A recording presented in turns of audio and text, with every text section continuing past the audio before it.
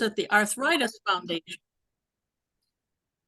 And he's called the Director of Health Promotion and Community Connections, and has designed and managed local, regional, and national programs and services with measurable results.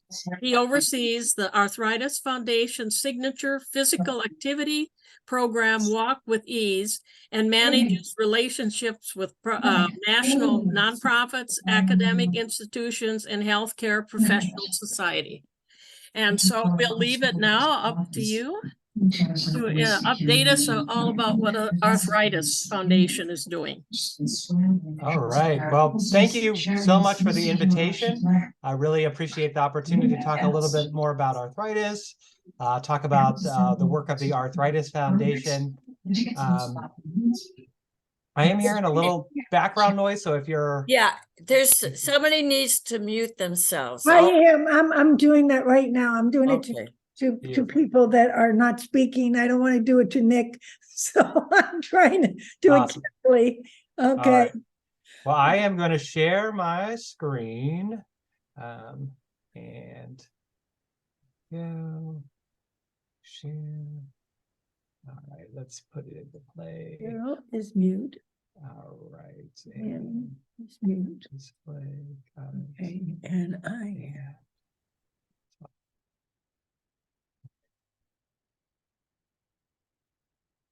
All right. So do you see the green screen right now? Well, thumbs up. Awesome. Okay. All right. Wonderful. Well, again, I'm here from the Arthritis Foundation, and we are the largest voluntary health organization dedicated to the prevention, control, and cure of arthritis and related diseases. So I'm thrilled to talk with this group today. I know that you all are affected with post-polio syndrome, or know someone who does, or a caregiver. And so I want to be able to provide information about arthritis and the resources that we provide to the community.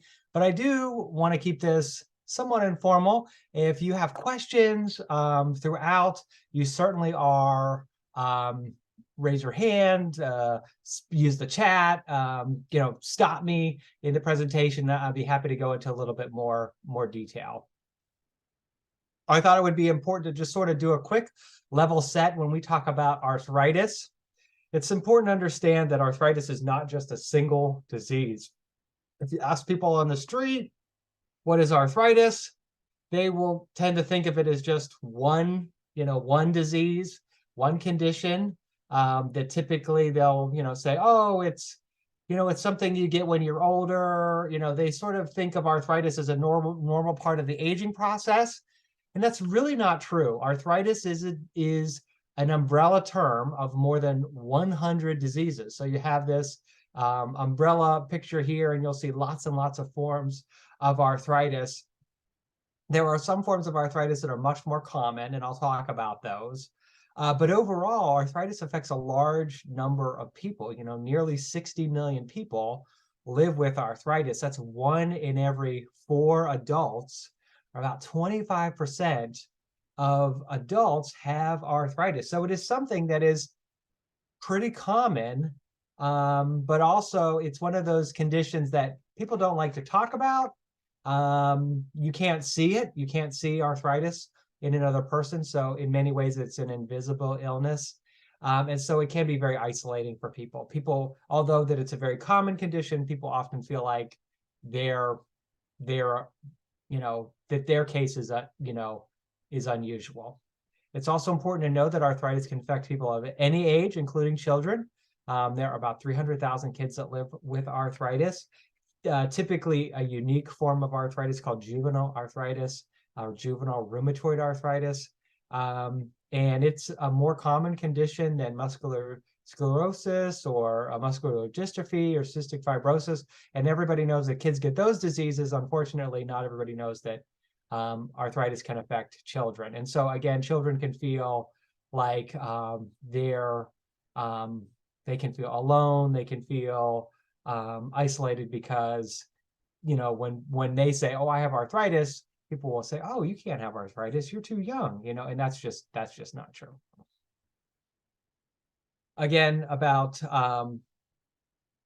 26% of people have arthritis. It's more common in women than in men, especially forms like inflammatory forms of arthritis, like rheumatoid arthritis.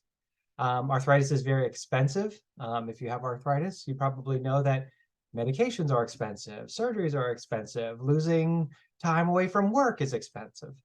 And arthritis is one of those conditions that often accompanies other chronic conditions. We call them comorbidities. So if you have arthritis, there's a good chance that you have heart disease or diabetes or obese. And it's sort of a chicken egg situation where if you have arthritis, well, a common symptom is pain. And if you're in pain, you don't want to move as much, right? And when you don't want to move as much, then you can gain weight. And when you gain weight, then you can develop high blood pressure, diabetes, heart disease. You know, all of these other conditions are common for people that are sedentary. And so we'll talk a lot about the benefits of physical activity, but not only is it good for your joints, but it can stave off some of these other chronic conditions. Like I said, arthritis is, is largely recognized as causing joint pain, but it also can cause stiffness, decreased range of motion, so your function may be affected. Also fatigue, right? If you're in pain all the time, you tend to be tired. Also, if you have inflammatory forms of arthritis, your body is fighting itself, and I'll talk a little bit more about that. There are forms of arthritis that can cause skin rash. It's like psoriatic arthritis or lupus. And again, if some of those inflammatory forms of arthritis can cause fever as well. So these are all symptoms. And if you have these symptoms for more than 2 weeks, then you really should get diagnosed with the type of arthritis you have. Again, I talk to lots of people that will tell me they have joint pain. You know, I'll say, oh, I work at the Arthritis Foundation. I'll say, oh gosh, well, my shoulder's just been bothering me. It's been bothering me for a long time. And I'll say, well, what type of arthritis do you think it is? And they're like, well, you know, it's the kind that hurts, or the kind, you know, it's in my shoulder. And I will say to them, you know, if it's the treatment for osteoarthritis versus the treatment for rheumatoid arthritis are very, very different. And if you're not getting diagnosed, then you're not getting the best care. There are different treatment plans based on the type of arthritis you have. So one of the takeaways that I hope you have today is that if you have joint pain or you know somebody that does, and you're living with these symptoms, they don't have to live, you know, suffer in silence. But an important first step is getting a proper diagnosis. There are forms of arthritis that the Arthritis Foundation sort of focuses on. Again, the 100 plus forms of arthritis are, you know, we cover them all. We have information on our website. We've got brochures. Many of our programs are good for them, but we have sort of a enhanced interest in these forms of arthritis and have additional resources for them. So osteoarthritis, rheumatoid arthritis, psoriatic, axial spondylitis, gout, and juvenile arthritis. And I'll go into a little bit about detail. Also, some really important topics affecting the arthritis community right now. Biosimilars, these are new medications, especially for people with inflammatory forms of arthritis. Pain management, you know, providing comprehensive pain management, and DEI, or making sure that we serve all people and we serve underserved communities, are really important to the Arthritis Foundation right now. All right, so I want to kind of dive a little bit deeper into arthritis, and I also, you know, want to start with the joint because it's really important to understand the anatomy of the joint if we're going to understand how arthritis affects our bodies and then the treatments that we need. So on the left side of this picture is osteoarthritis, and on the right side is rheumatoid arthritis. And these are among the most common forms of arthritis, and people get them confused all the time. And it's really important to understand the differences because osteoarthritis and rheumatoid arthritis, again, although both are common, they have very, very different treatment plans. So on the left side, we have osteoarthritis, and that's characterized by the breakdown of cartilage in the joint. So you can see that white cap on the bottom and on the top and on the bottom of this joint. And there is this red line sort of at the base of the upper joint, if this is a knee joint. And that's the cartilage breaking down. And cartilage functions as a shock absorber, right? So cartilage helps, ease the stress of walking on, hard ground, allows our joints to roll over each other very easily. It has a very slick surface. It's slicker than ice. And when that cartilage breaks down, it becomes pitted, frayed, torn, and you start to have exposed bone. Bone has nerves in it, right? And so when we have that scraping or that bone on bone feeling, it can cause a lot of pain. And often our body will grow bone spurs. Your body is sort of trying to protect itself by growing more bone. It can't grow more cartilage, and that can actually compound the problem. It can cause more pain. And on the right side here, we have rheumatoid arthritis. And rheumatoid arthritis is very different because the cause of rheumatoid arthritis is your immune system makes a mistake and starts attacking your own body's tissues. So it will attack the lining of the joint, it will attack the cartilage, and it can cause deformity in the joints if left untreated. Osteoarthritis is typically caused by a sports injury. It can cause by being overweight. It can cause by doing the same job over and over again, right? So manufacturing, farming type jobs put your joints at extra stress. But rheumatoid arthritis tends to affect earlier in life, tends to be women, and again is the immune system issue. And I gotta take another deeper look at the difference between osteoarthritis. Again, you have the nice smooth cartilage on the left, and on the right side, you can see the breakdown of cartilage that's occurring. You can also see the bone spurs that are happening at the bottom of the joint with osteoarthritis. You can also see loose cartilage particles that have sort of gotten inside the joint. We don't have blood inside our joint. We have synovial fluid, which is like a viscous, it's like an oil. It's like a lubricant for your joints. And when it gets crudted up with cartilage and bone chips, just like in your car, if you have a lot of debris in your oil, it will affect your engine.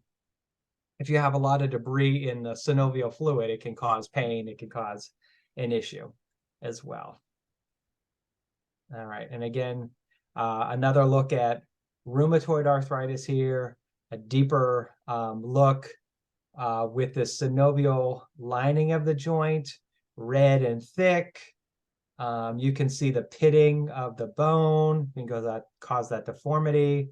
And so this form of arthritis also tends to be mirror sides. So if you have rheumatoid arthritis in one hand, you'll have it in both hands. One ankle, both ankles. So that's another indication of the difference between rheumatoid arthritis and osteoarthritis. I will see people at health fairs, or I'll see people at presentations, and they'll say, oh, I have rheumatoid arthritis in this hand.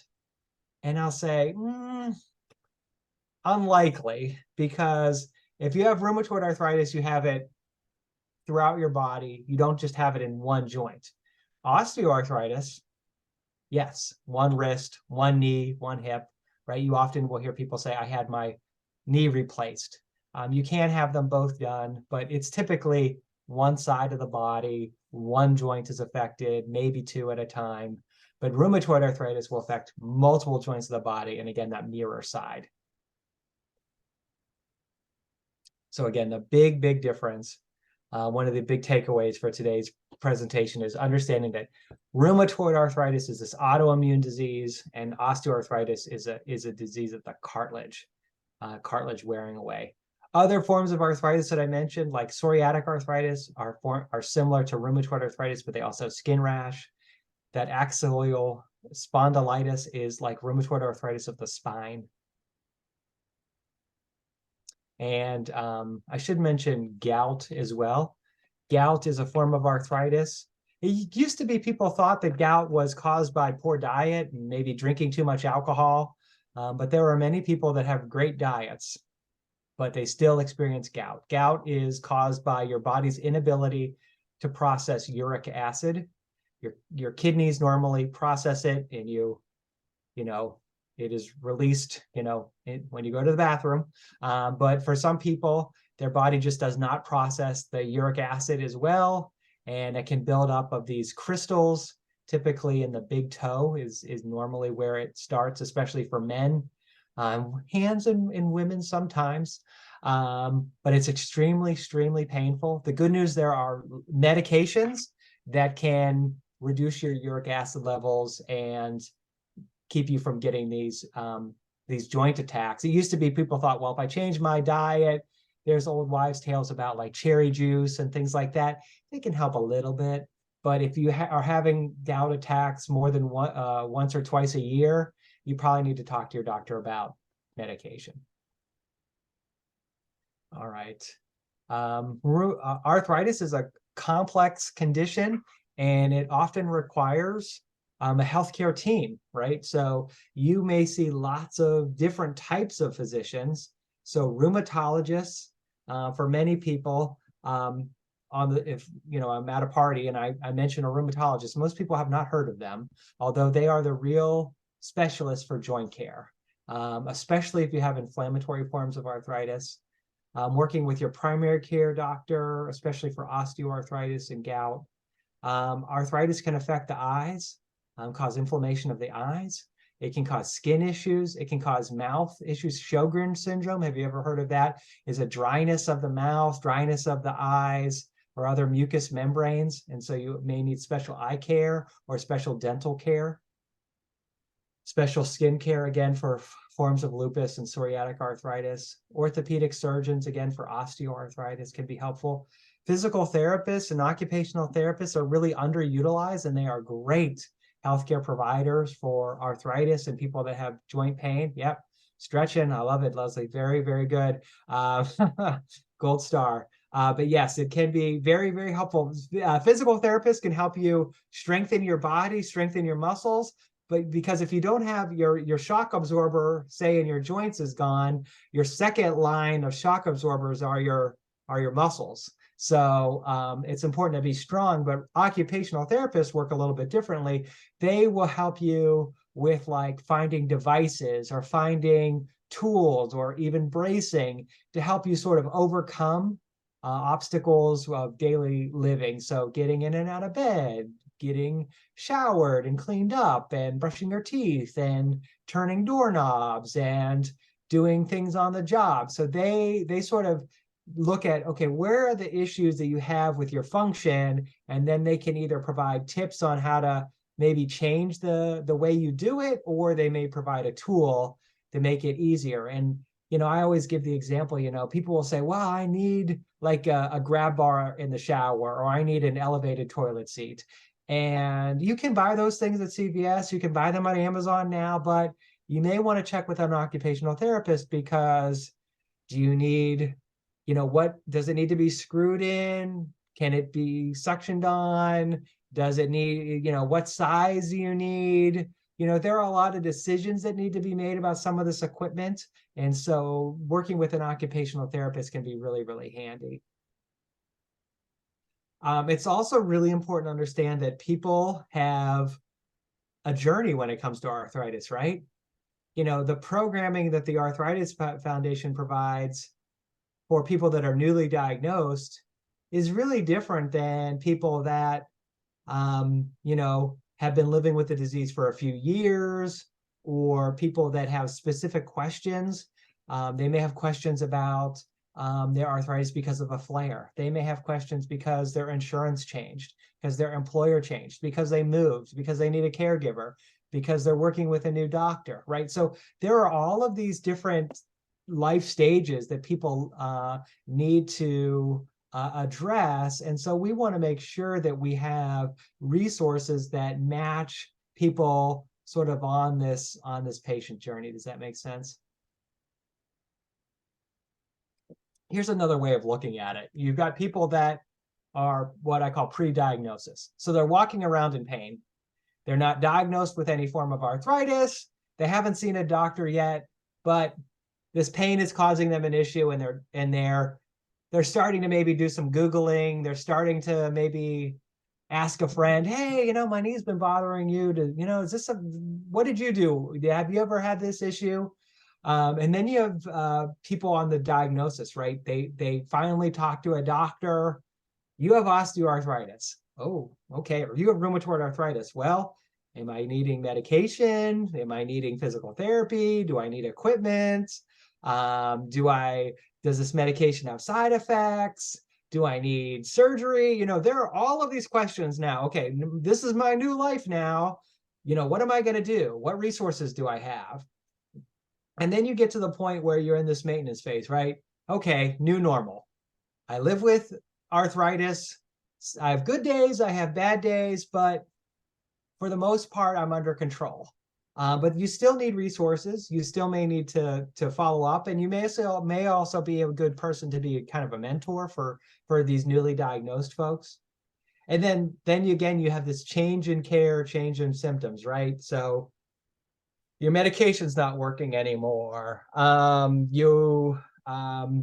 Your insurance provider says they're not paying for their medication, or your doctor retired. So you have all of these changes, and you thought you had things under control, and now because of a flare or because of these changes in your life, you need new resources. So it's really small at the bottom, but you can see, and I'm going to start to talk about some of the resources that we have, but we sort of bucket a lot of the resources that we have based on where you are in this journey. So let's talk about some of the resources that we have. The Arthritis Foundation has webinars and podcasts that we offer throughout the year. Our webinars have different speakers and different topics, and they are offered about once a month that are live. And so if you join our live webinars, you can, type in questions and have the speaker answer it. But they're also available on our YouTube channel, so you can watch them afterwards. We've got, 40 webinars right now that you could look up online. If you go to youtube.com and write Arthritis Foundation, they'll pop right up. We also have a podcast. Our podcast again once a month, and we've been doing this for several years now. I think we have nearly 50 episodes of podcast of we are the podcast moderator. It has arthritis and is an occupational therapist. And then she has different guests on, and they're experts. And our podcasts tend to be a little bit more conversational, a little more casual than our webinars. But they're great if you are, put it on while you're doing the laundry or taking a walk. You can listen to those podcasts and get some great information. We also have what we call connect groups. I'll go a little bit more into this in a bit, but they are support groups. They meet just like this. They meet online over Zoom, and we have different groups for different forms of arthritis. We also have them for different communities, like veterans on arthritis, Hispanics on arthritis, African Americans on arthritis. We also have them based on where you live. So we have got our support groups for many major cities across the US, where you can gather just based on your community, or you can gather based on your identity. Lots of different things. All of the resources that we provide, we have surveys, and we ask people about their ability, their confidence, understanding pain, feeling connected, empowered, things like that. So we always survey people just to make sure that we are the resources that we have are helpful. I hope that you all have had a chance to check out our website, arthritis.org. It's really the flagship place for Arthritis Foundation resources. We've got tons of articles and links to all of the resources that I've mentioned. The Connect groups that I mentioned before, those are like the support groups. These groups do meet online, but they also do meet in person. So you can go to connectgroups.arthritis.org and you can find local groups that are meeting at coffee shops and community centers across the US. And then again, we have these groups that are meeting over the computer as well. So we like to give people options. Again, some people like to meet in person. Some people like to meet over Zoom. Also, if you look at the list of groups and you think, you know what, we ought to have a group for post-polio, or we ought to have a group for, where I live, Santa Fe, or wherever you live, you might want a group. If you're interested in hosting a group, we'll provide the training and get your group listed on our website. We'll make it very easy for you, but we're always looking to grow leaders and grow groups. We also have sort of a message board called our online community. So if you'd like to talk with other people with arthritis, but you can't make it to a group, you can always go to our message board and ask a question. Sometimes we have experts like doctors pop in on there as well, and they can answer questions. But most of our board is other people just like you that, hey, they maybe just want to vent, or they just want to share, or they just want to ask a question about, something their doctor said or medication. And it's a great place to get sort of peer feedback. And because our group is private, if you're not giving your data to Facebook or anything like that. Again, we talked about our webinars and our podcasts. Again, really great programs that bring world-class experts to talk about arthritis and its treatment. Again, those webinars you can check out live or go to our YouTube channel. And then for our podcasts, iTunes, Spotify, just about anywhere you can get a podcast. If you look for the Live Yes with Arthritis podcast, you can find our podcast. Next, I want to talk about our Walk with Ease program, and how many people try to get some physical activity throughout the day, right? Yeah, good. Now, for many people with arthritis, it's a real struggle to get physical activity, right? Because if you're living in pain, it can be difficult to start an exercise program, or sometimes you have setbacks. So sometimes you feel like you get going for a couple of weeks, and then if you have a flare or you have some additional, you get really busy, it's really easy to sort of fall off the wagon and not regularly exercise. The Walk with Ease program is really designed to help people that are living with joint pain establish a regular physical activity program. This is not like getting ready for a marathon. This is a program that really starts with just walking for about 10 minutes at a time. But over a 6-week period, you will get to the point where you're walking for nearly an hour. So, but over the 6-week period, you slowly ramp up the number of minutes that you're walking. You always walk 3 times per week. So that gets you into sort of a regular habit. And again, the amount of walking that you do based on time, not distance. So there's not a goal. You don't have to walk a mile. You don't have to walk 3 miles. It is however you can go in that, however far you go in that time, that's fine. It's about time. It's not about steps. It's not about distance. And you'll set kind of these goals each week based on your walking plan. And you'll also do stretching and strengthening exercises. So there are some additional exercises, some stretches that you do before and after you walk, and some strengthening exercises that you do before and after your walks, and like mini squats and lunges and things like that.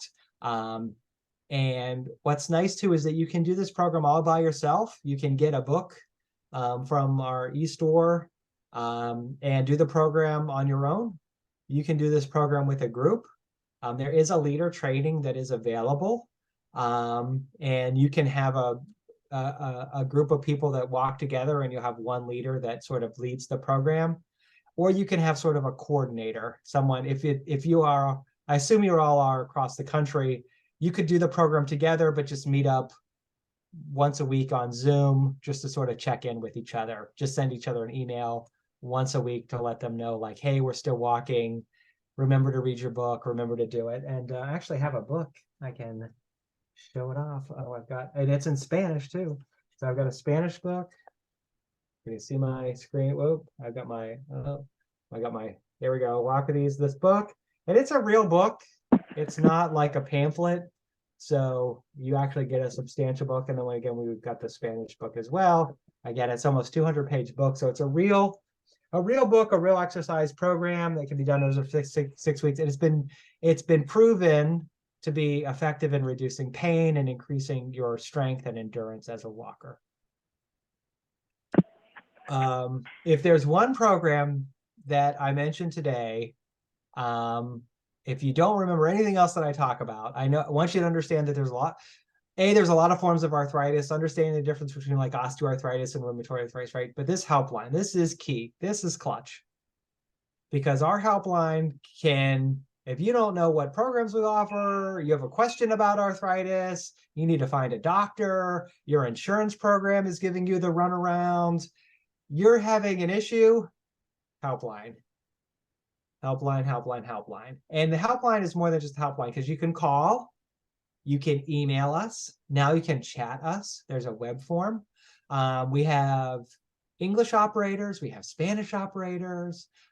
So we have this team of folks. We have a licensed clinical social worker on staff that can really help you kind of manage your arthritis issues, whether it's financial, social, community programs. They really are the experts, and they're available, regular business hours throughout the week. But if you call, after hours and you miss them, they will call you back. They will email you back within a day. So they always are really good at responding to you all. But this helpline is a really good resource. Even if you don't need it, tell a friend about the Arthritis Foundation's helpline. We've got programs for kids with arthritis. I mentioned before that kids get arthritis too. And again, kids with arthritis, there are 300,000, but if you spread that across the whole country, you could be a kid with arthritis and you're the only kid at your school that has arthritis. And it can be very isolating. It can be a toll mentally, trying to explain to your teacher that yes, kids get arthritis too. Explain to your gym coach,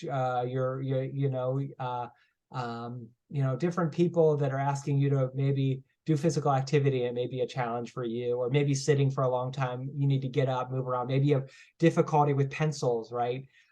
Difficult typing, because you have pain in your joints. So we have a lot of resources for kids with arthritis. Again, a lot of great information on our website. We've got webinars and podcasts for kids, but we also have information about dealing with schools. We've got resources to bring kids together, like JA days and camps.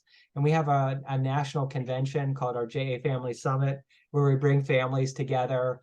More than 1,000 people will come together and learn about arthritis and learn about newer medications and treatments. But the biggest thing is that they get together and they get to talk with each other, and families can talk, and moms and dads can talk with each other about raising a child with arthritis and getting that support that they need. And they often will share phone numbers and email and Facebook, and so they can sort of connect with each other throughout the year. So it's really, really important for kids with arthritis to build community.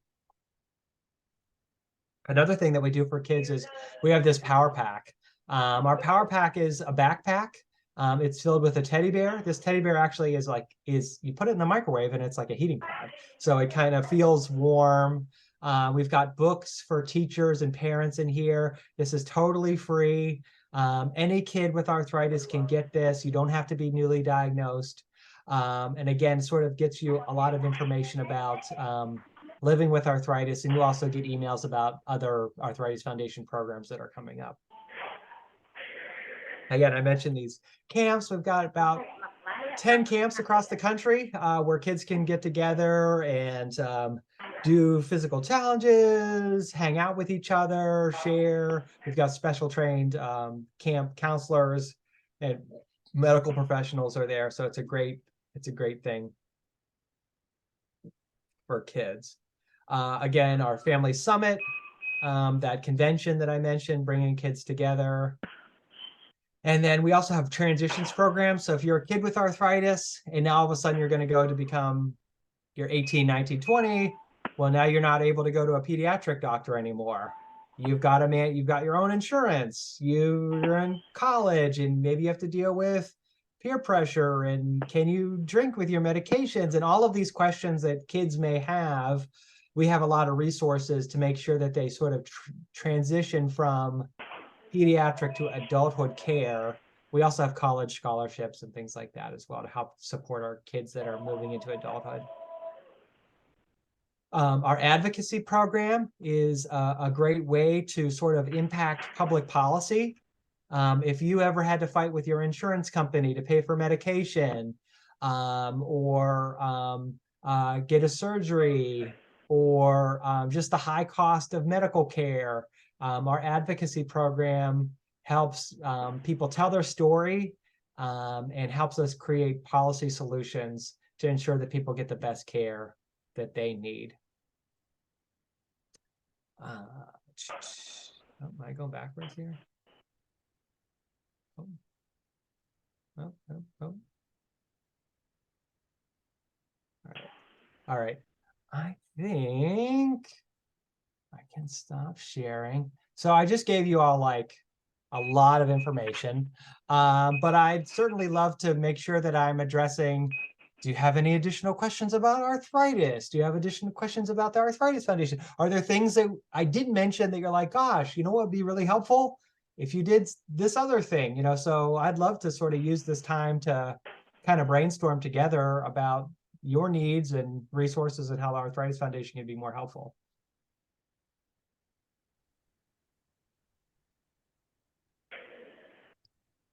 Okay, I've got one. Sure. I think they called it a trigger thumb. Oh, yeah. Is that arthritis? Sure. Yeah. So it tends to like lock and then it will just kind of pop, It can be caused by a couple of things. It can be the muscle, but it also can be tendon in your joints as well. There are some things that you may want to talk to your doctor about. Could be some bracing that could help sort of keep it in alignment. Heat and cold treatments, again, to keep those ligaments and treatments supple and soft. Strengthening exercises that you can do for what you can do is take your hands and then see the base of I'm touching the base of my pinky, open, base of my ring finger, open, base of my middle finger, open, base of my pointer, open. So I can do this, do that with your thumbs. Also just sort of open your thumbs in and out, right? You can twiddle your thumbs, right? Circle your thumbs. Can be very, very helpful. Also, if you have issues with that, you can put your hands on your lap and you can sort of spread, open, spread, open, spread. Again, these are great hand exercises that you can do. Also, cat's claw, we call it, like where you take your fingers and you sort of make a claw, open, claw, open, claw, open, claw, open. And then the other one is we call play the piano, is I'm moving the second joint and you kind of have to think a little bit about this one, and you go through the line, and these are really simple, but you can do these while you're watching TV, listening to the radio, and you can do a little hand workout. And again, it will sort of strengthen your hands, strengthen the muscles in your hands. Also, if you've got clay and or a stress ball, you can sort of fiddle with that while you're watching TV. That can be good. Or if you have like so it's good to keep it moving. Keep it moving. That's a good. It's good to move it even if it's hurting. I mean, yeah. If it's red hot burning pain, take a break. But if it's dull, achy kind of pain, it's like a 1, a 2, a 3, a 4, move it. It doesn't have to be a lot of work, but stretch it out. And it honestly will pay dividends. A lot of people have issues in their feet too with the same thing. So again, kind of move your feet, stretch them out. Again, a lot of people focus on big muscles, but working on your little hands, little finger muscles are very helpful for people with arthritis. Thanks. Oh, absolutely. It's a lot. That look like nails.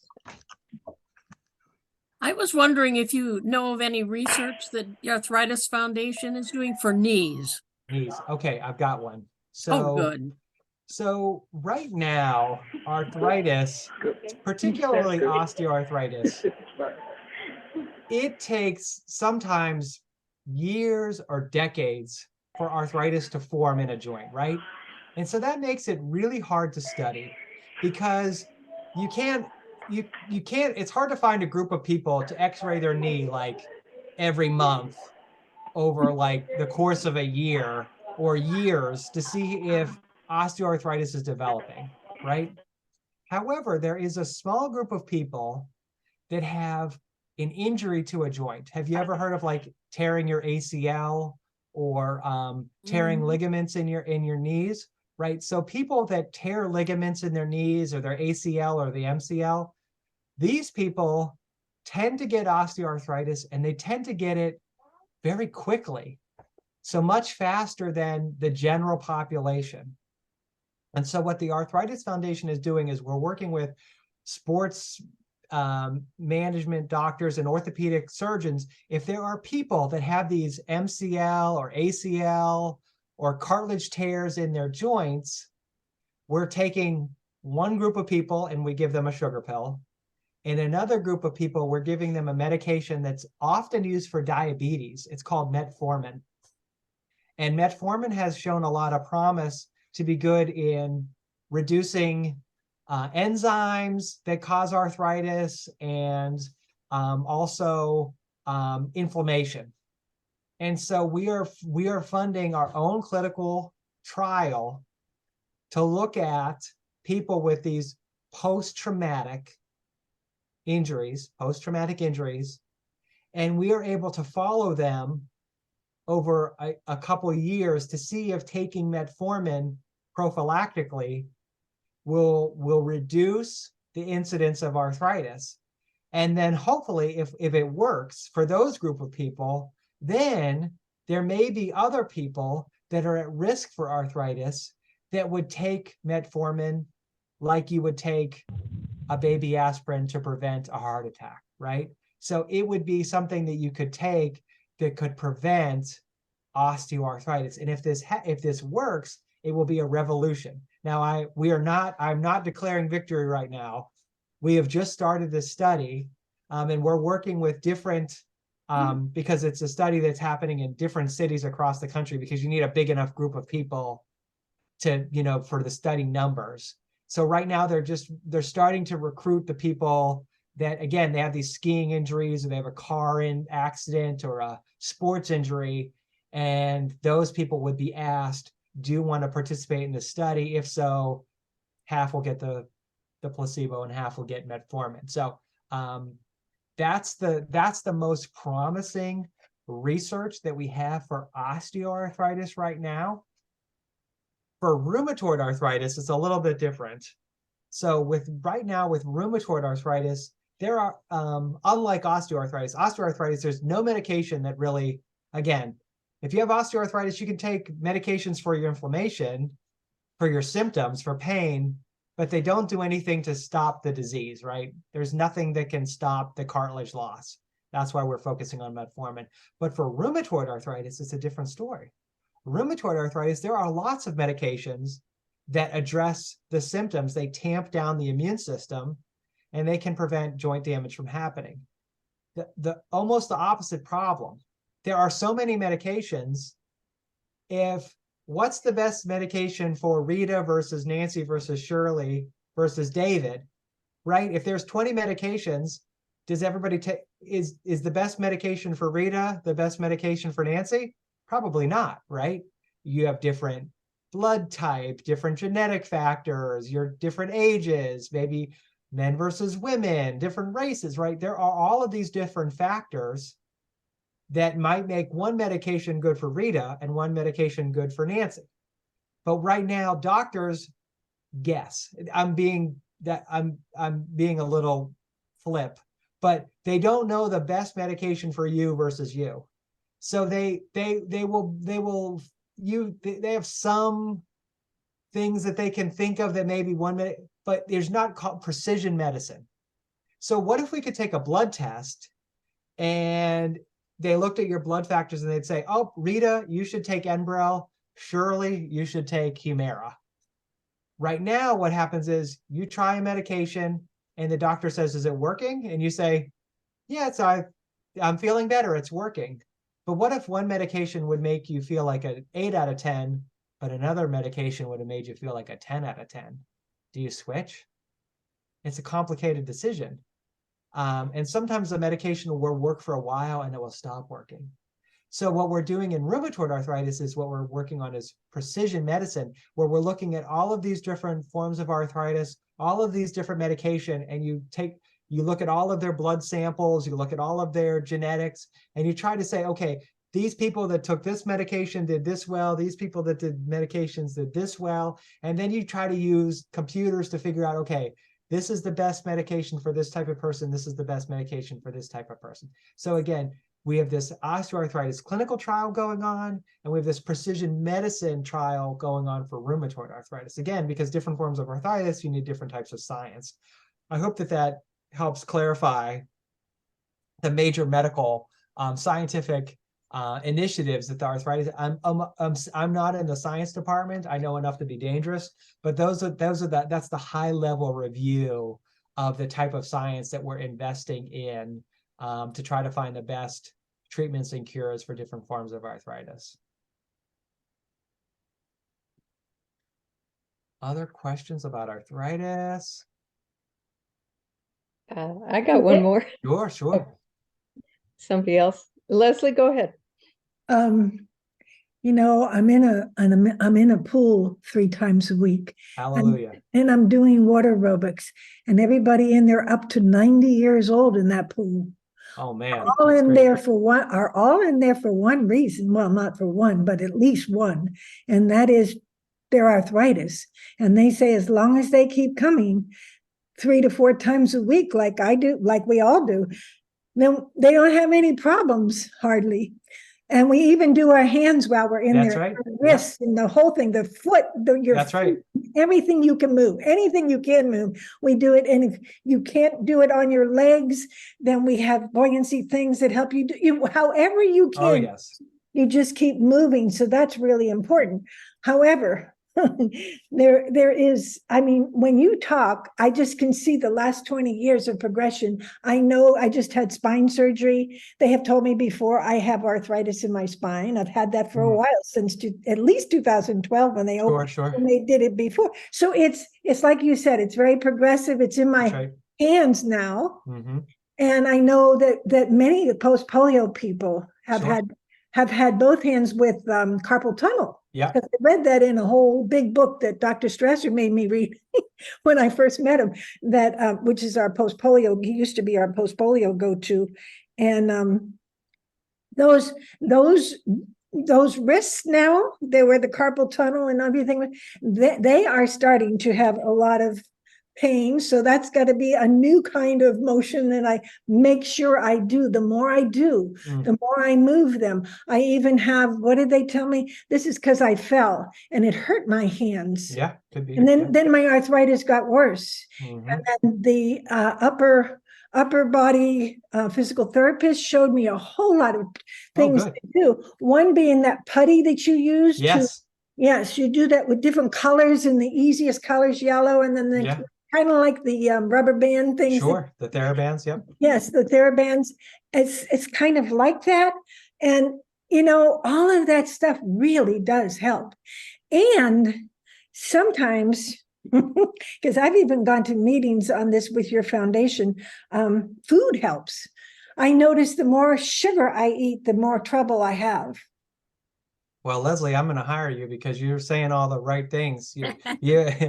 I mean, let's talk about water exercise. It's probably one of the best places to exercise if you have arthritis. If you have access to a pool, fantastic. I mean, physical activity is good for arthritis. In the water, even better, because you have the buoyancy, right? You don't have the stress on the joints, because when you're in the water, the buoyancy helps your joints to sort of stretch out a little bit, right? Because they're not compressed because of that buoyancy. Also, because you're in the water, you can work on your core a little bit more, right? Because you're kind of dealing with the turbulence of the water. So water exercise is absolutely fantastic. Totally agree. Working with a physical therapist, totally agree. Using those putties and TheraBands and things like that, absolutely fantastic. And the last is when it comes to diet. Somebody was going to ask me about an arthritis diet, and you said a lot of sugar can be a trigger for you. That may be true. What we do know is that there's not any arthritis diet, right? There's not a magic diet for forms of arthritis, but a diet that your grandma ate probably is the best diet. Lots of fruits and vegetables, lean meats and low fat, proteins, things like the Mediterranean diet, right? Are considered the best diets, but they're the best diets for joints, the best diet for diabetes, the best joints, for your heart. Somebody asked me to, or I've heard this, so how can you sum up a good diet? Eat real food, mostly plants, Yeah. not too much. Right. That's it. There's no, some people say like, oh, I've heard like if you eat cherries or, there are certain like foods, are these superfoods. And, cherries are good because they're a fruit, but they're not magic, right? You could eat all the blueberries in the world and it's not going to take care of your arthritis. It's not going to cure your arthritis. Blueberries are healthy, but, they're not like, they don't have a curative effect with arthritis. So definitely eating a well-balanced diet, a healthy diet. Look down if it looks colorful. That typically is a good indication that you're eating a healthy diet. Greens and purples and orange and red. If you see that, that's typically a healthy meal. If you look down and all you see is brown, that's fried breads, carbs. That's usually not so good. So eat the rainbow, right? That's the way to go. I saw in the chat somebody had a question about jaw arthritis. That's one that people don't think about. TMJ. Oh my God. And it is a huge issue for people with arthritis. Huge. TMJ is a form of arthritis in your jaw, and it can be very painful. And some people will have issues with just getting enough to eat because it's very, very painful. So again, you may want to think about the types of foods that you eat, maybe softer foods, maybe a smoothie every once in a while, right? Can be helpful. So again, but talk to your dentist, and they may refer you to other dental specialists. But yes, arthritis in the jaw is absolutely, and it is not uncommon. It is not. So definitely check that out.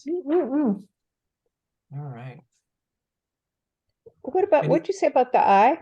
Arthritis? Yeah. Arthritis in the eye. So inflammation from arthritis, especially rheumatoid arthritis, can cause dryness of the eye, and it can cause inflammation of the eye. It's called uveitis.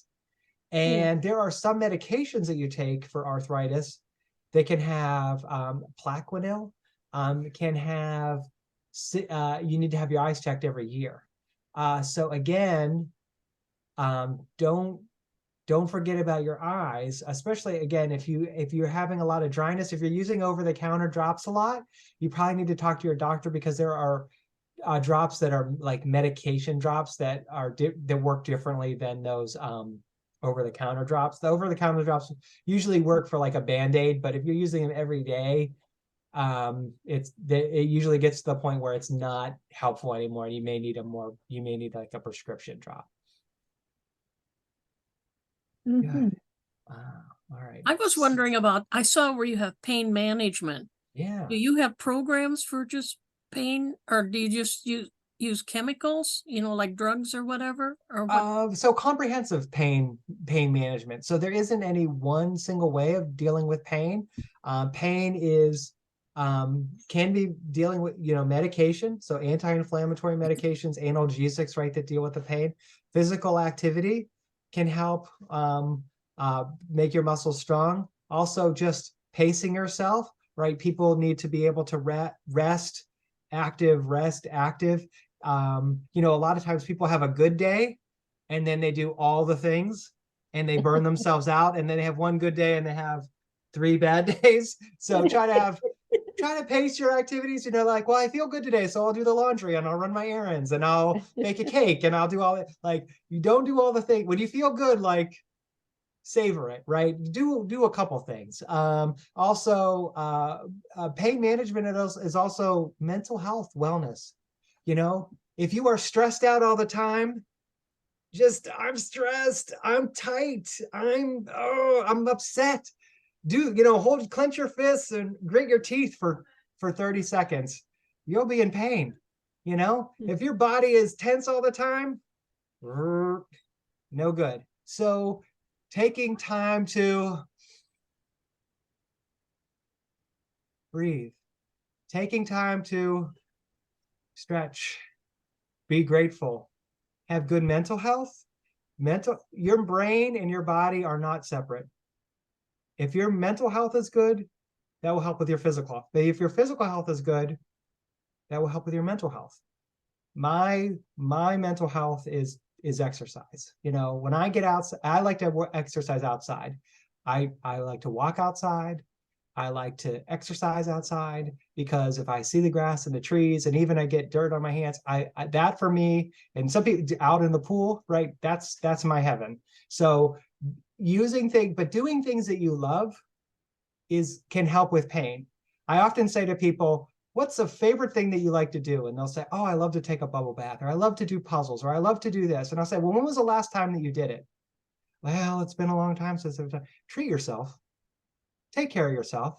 Give yourself a reward for all the things that you do to manage your pain, to manage your life, to help other people. Take a moment for yourself and give yourself the gift of some time. Give yourself the gift of something that you enjoy, because if you take care of your mental health, it will help with your pain. It's not going to cure your arthritis, but again, the better that we do for ourselves, the better we can do for each other. And we'll have having a good attitude goes really far. I often say to people, everybody has pain, right? Pain is a part of life. Pain is something that is a physical situation that I cannot change. Misery is a choice. Misery is an attitude. Misery is, oh, I'm never going to feel better.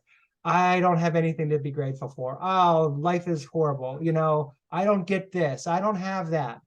If you feel like that, if you're the Eeyore, that will take a toll on your mental health. But if, again, everybody has pain, but if I am grateful for what I have food in my refrigerator, I have a roof over my head, I have friends, even if they're on Zoom, I have other folks that I can connect with, right? Lean into the gratefulness, lean into those things, and they'll help your mental health and they'll help your physical health. Sorry, I'm off my soapbox now. Yeah. How about somebody is going to ask me about weather, right? I always get this question, does weather impact your arthritis? Right. Maybe. It's tough to study. The bad news is, people will say, well, if I only lived in Florida or Arizona, I might feel a little bit better. I work with people all across the country, and people in Florida and Arizona have arthritis too, right? So you know, there, some people like the warm, some people like seasons, right? Some people think that humidity changes can affect. And if you think you're affected by it, plan for it. You know, if a rainy day is going to make you feel tired and achy, make sure that's a day that you do some self-care, right? You know, but if, you know, or when a sunny day, a nice day, get out, do some exercise, do some stretching, do things like that, you know. So if weather affects you, just sort of plan for it is always my advice. Oh, I see in the chat here, Daryl's got a question about, how about a cyst on the back of your knee? Could be arthritis. I think the best thing to do is, that cyst could be a lot of things. So I would recommend that you have a doctor take a look at it, because you know, could be a couple of different causes for that, but it's definitely in the arthritis family for sure. I have another question. Sure. I'm wondering about genetics of arthritis. Mhm. And because grandma had rheumatoid arthritis, Yep. and my dad had gout. Yep. So would Yeah. you tell us about? There is a link. There's a link. Oh. It does tend to run in families. The how much, like, just because your parents had it doesn't mean that you'll get it, but it probably you have an increased likelihood. For things like rheumatoid arthritis, we're not exactly sure what causes it, but we think that there's a genetic link, and there's probably some environmental factor, maybe some kind of virus or chemical or something might trigger you to have it. But we're not exactly sure. But we do know enough to say that there is, if there is arthritis in your family, that it puts you at an increased risk, whether it's all the different forms, gout or rheumatoid or osteo, things like that as well. Some people just have a higher incidence of family lines. Can I do one more? Sure, absolutely. I have, I guess, bursitis, Okay, and sure. I've had the shot, Yep. which would last about 6 years. Mhm. So I've had 2 shots, 12 years. That's pretty good. 6 years is about- great. Yeah. So you can do it again. I always heard there was like a limit of how many shots you want to Yeah, get. I mean, if you're getting one every 6 years, you're fine. I mean, normally the limit is like a couple a year. I had Oh. bursitis in my elbow. I actually eventually needed surgery to take out some of I actually got hit by a car and fell on my elbow, and all of those little bone flakes were in my elbow and were kind of irritating the bursa. Bursa are like little pillows, I guess, in between your muscles and ligaments. They sort of are like cushions, and if they get irritated, you know, it can cause pain. So I needed to have that sort of. So if it's something like that, you have something's in there that's irritating, might be a surgical. But if you're just getting a shot every couple of years, you're fine. You're at no risk. It's people that were getting a cortisone shot every couple of weeks, you know, then you have thin skin, you can have bruising, you can have osteoporosis. So there's cortisone shots, and then there's oral corticosteroids that you can take.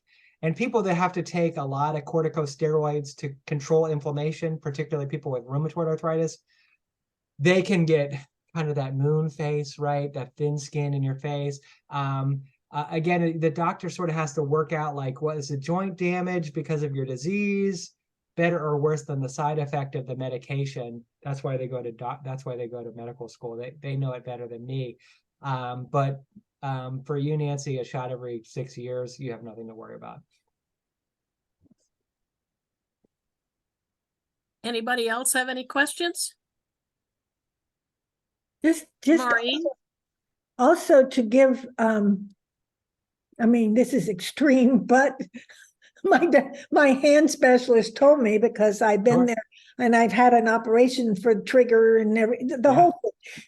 And he said, don't worry about all this. We can take care of all of it. We can, even for arthritis, when it gets really, really bad and you have to have your thumb, right? The opposable thumb. Yep. So if you have to have it, they have a whole, just like, you know, a knee replacement, they have a thumb joint. They have a thumb joint replacement. Who knew? So then I stopped worrying. Yeah, they can. I mean, they can replace almost every joint now. I Um, know. But I You don't will want to do say it is an option for people, you know. So take your thumb. They will like put in like a silicone joint in there.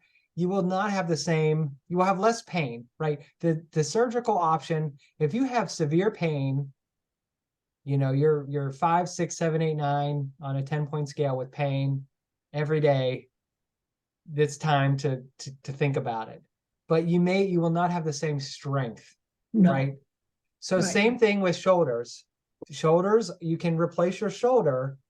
Mhm. I know people that literally have to sleep in a recliner because they can't lay in bed because their shoulders hurt so bad that they have to sleep sitting up. Mhm. So they get a replacement because it deals with the pain. But it is important to know that they will not have the same strength Mhm. in their shoulders. So they may not be able to carry more than 10 pounds now on that shoulder. So again, that's why you have a discussion with your physician, Oh, yes. you know, is it pain over function, Right. but if you're to the point where you can't sleep, you're sleeping in a recliner, you're in so much pain, okay, it's time to do something like that. But again, if your thumb was in so much pain that it kept you from, you can't even hold a coffee cup, there are some people that have to hold with both hands, right? Then you might want to think about it, so normally pain and function will dictate whether you need to go to a surgical solution. Right. Well, that's the last. Yep. Yes, it's always the last. The last, absolutely. But and then I use this, what is it? It used to be called Voltaren, but now it has a generic name. Okay, yep. The lidocaine lotion, yep. On bad days when the air Absolutely. gets really low, mine start aching and stuff. Yeah. Liniments can be great. Those Yeah. the lidocaine lotions, or even the menthol, your Bengay type icy hot. Oh yeah, those are great. No side effects, it can help kind of deal with pain and get you through some of those bad days. Absolutely. Mhm. Maureen, you had a question? Yeah, getting back to that metformin. Now, Sure. I know there's been metformin that has been recalled. Metformin, I would imagine, maybe there are side effects to metformin. And I also understand that metformin has an expiration. I don't mean a date where you can no longer use it, but meaning it works until it doesn't work. Yeah. And so, what are the pros and cons, you suppose, of adding metformin, for arthritis? I mean, I don't think that's what it was made for. Like people are doing, I forgot which, maybe it was metformin. No, one of the other diabetes things that people were taking to lose weight. That's And right. That's not what it was designed for. What do they call that? Off-label? Off-label prescriptions for sure. Absolutely. Yeah, so you bring up a good point. This is not something that is going to be a cure for arthritis, but it is, we're talking about a disease that affects, osteoarthritis affects 25 million people, often to the point that their only option is a surgical option. There's no medications on the market.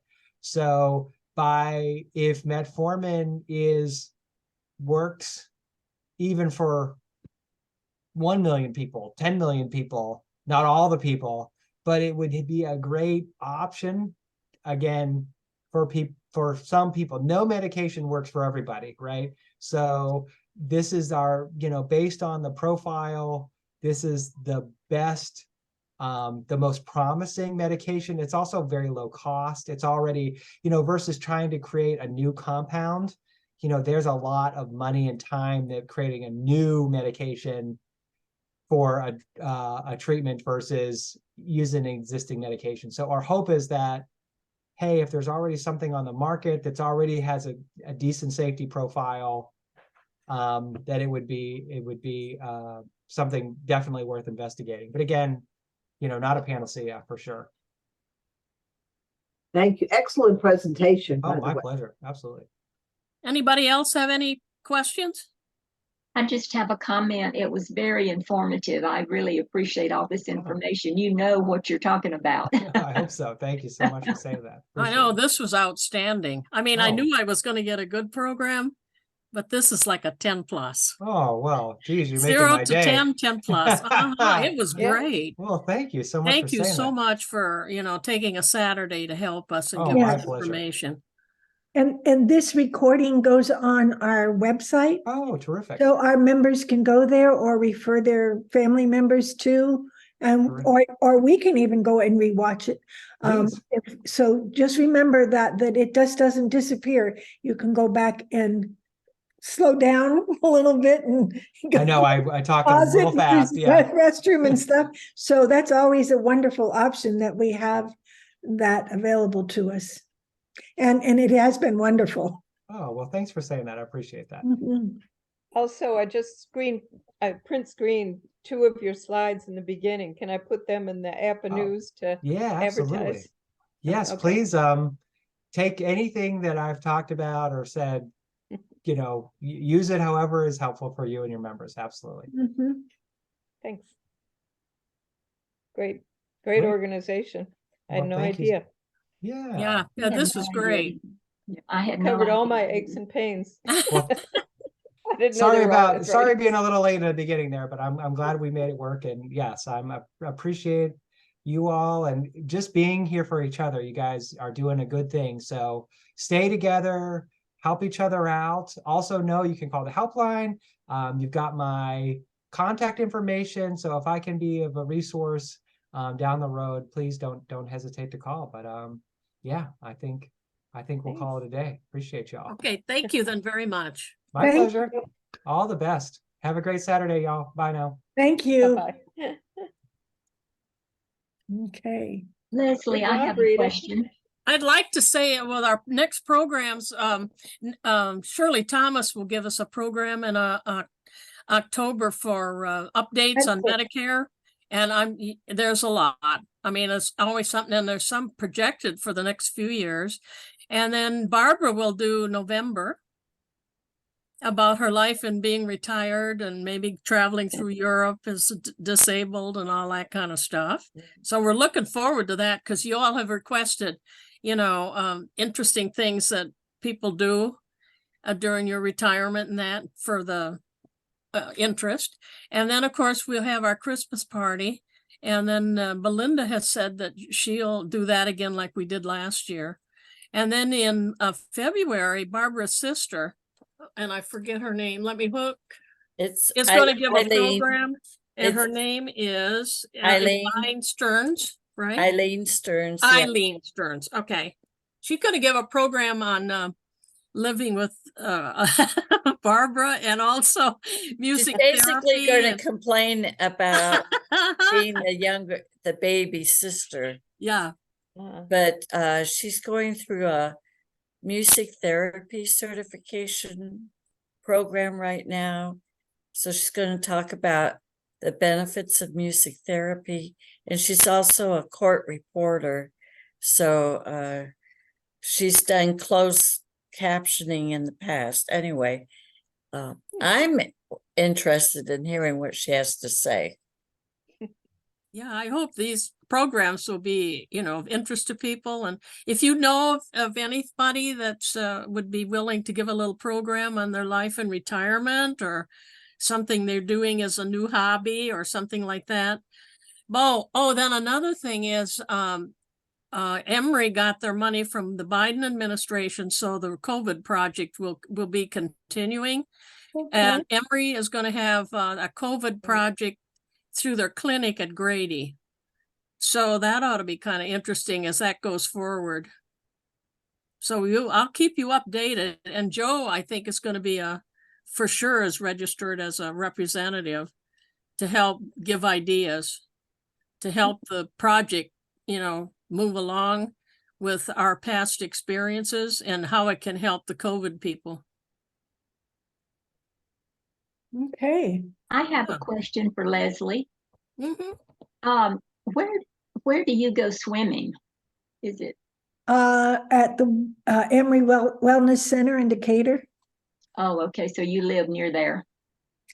Yes, there are different kinds of pools around the Atlanta area. Some are indoors, some are outdoors. A lot of people go to the Ys that are around, the YMCA's. Mhm. So that's another place I hear where people go. There are private clubs that are, that they're more expensive. But most of like United Healthcare, my supplement thing that I have for Medicare pays completely for my thing to go to the Emory one, and it's not very expensive anyway. It would end up being $10 a week or something like that. So, Oh, wow, that's and great. it has a gym and it has everything else there. It has a track indoors, so you can go there year round. That's why I like it, because I can go there year round. No, and it keeps it like what he's talking about. It is keep it under control. I notice it right away when I can't do it. So, and I can't take like ibuprofen. Like they won't let me take that because of my heart and all that stuff, because of all the problems I've had there. So when you can't take pain meds, you got to do other things. And that's just for me, good. That's right. You I know, can't think of you. this Yeah. works for me, so. Well, it's So- interesting that I walk every day, well, 4 to 5 days a week. And then I go to LA Fitness on Sunday and I do the bike. And no wonder I haven't had so many aches and pains. I do notice a difference after I'm done walking and that. And I didn't know it was part of this therapy for arthritis, because I have it also. Mhm. So I know a lot of you usually get your braces and shoes from C.H. Martin. And What happened? We can't hear you, Pat. all right, can you hear me now? Yeah. Okay. So I know most of you get your shoes and braces from C.H. Martin, and my doctor just wrote an order for me to get shoe lifts. Well, out here where I live, we have Hanger, so that's where I usually go. And I called Hanger, and guess what? They no longer do shoe lifts in any of their locations. So I just want you all to know that. So I'll be going over to Fayetteville to get the shoe lifts, and then next year, hopefully I'll be able to get a brace, because I think it's every 5 years and you're able to get a brace. But I just want you to know that Hanger, if any of you are dealing with Hanger, they no longer do the shoe lifts. Hmm. Wait a minute. I'm almost done.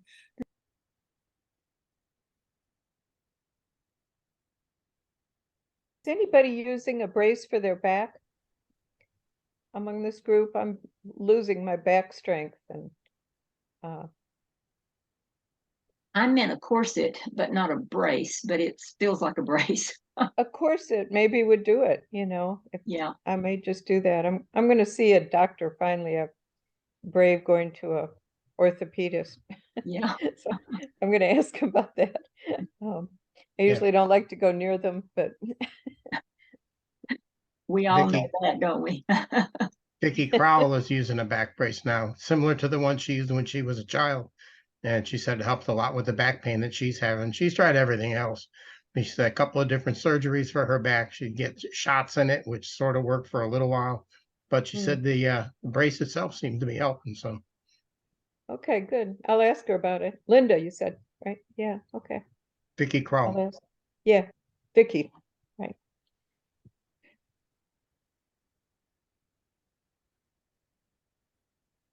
I have noticed one thing. If I get lazy and I don't go for my walk just about every day, and I don't walk that far, Strasser and I agreed that, 20 minutes, 3,000 steps or so is about right for me. But if I get lazy and I don't do that for about a week and a half, I feel like crap. But if I just get off my butt and I do my walk every day, I feel so much better. It's, I don't know, just you think you'd learn that, you know what, when you do this, you're better. When you don't do that, you're not better. But I've also noticed sugar. I've got several friends that have a lot of arthritis and a lot of joint pain and all that. If you give up sugar, the pain gets way, way better. But for me, I give it up for about 3 or 4 days. Then I want a piece of cake, and then I want a couple of cookies. And Here we go. I'm eating sugar and I'm not walking. Here you go. So you want to know what happens then? That's been true for me, Joe. That's been Yeah. true for me. Well, sugar is an inflammatory and it inflames everything. And arthritis is an inflammatory disorder. So it makes sense that if you eat inflammatory foods, you're going to be inflamed and you're going to have more pain. It's real simple. Even though when I couldn't walk for this past year because of my spine, and then that whole time I was still in the pool, but I had buoyancy stuff on me because then it didn't affect the spine, and I could just float and do my aerobics and move my upper body and all of that. So you just do what you can do. That's what I do everywhere I go. Now that's my goal now, is to get back to walking like I used to. Yeah. Because before it was every step was painful, so I couldn't do that for a year. So now I can, and I'm building up from physical therapy. But see, that idea of just keep moving, that's my motto. Yeah. Just keep moving. And you're talking about sugar. I bought watermelon and cantaloupe from Aldi the other day. When I tell you sweet, I don't need anything else. It's so delicious. But I know what you mean, because every now and then I gotta have me some oatmeal raisin cookies. There you go. There you go. See? There you go. If I can give up sugar for 3 days straight, then that craving goes away. But I'll go to a party or something and they'll have birthday cake and I'll have a piece of cake. Then the next day I'll want a couple of cookies and it all starts all over again. For me, sugar seems to be all or nothing. I can either worry about it and eat it and suffer along with it, or give it up completely forever. So I don't know. I'm just not willing to do that yet, but I probably should. Okay, Shirley? I have one of my doctors, Optimum Health, and she said, when you want sugar, you are not eating enough fruit.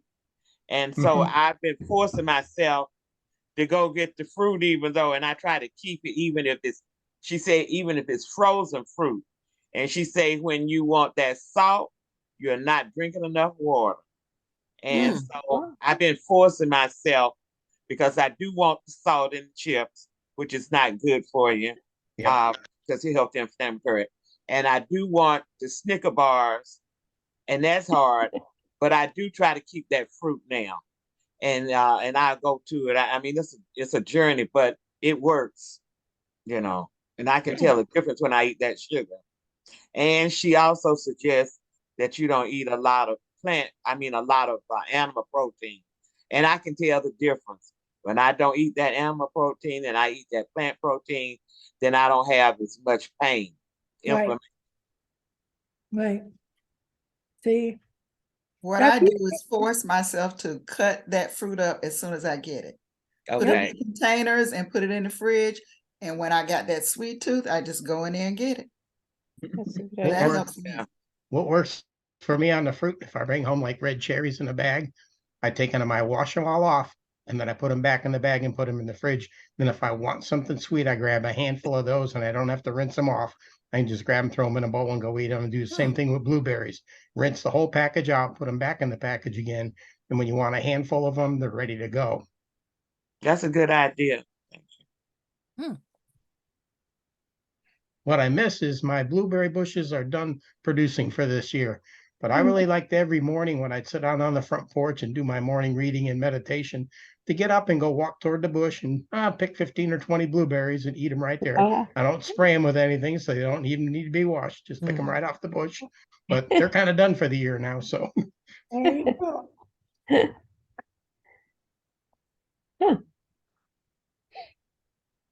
Okay, I'm going to stop this recording.